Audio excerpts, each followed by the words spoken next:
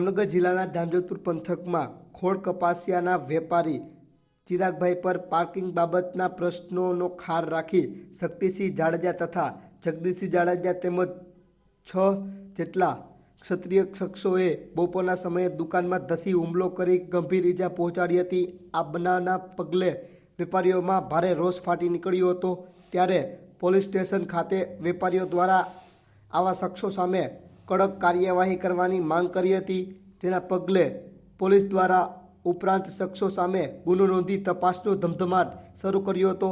ત્યારે સમગ્ર ઘટનાના સીસીટીવી ફૂટેજ સામે આવ્યા છે।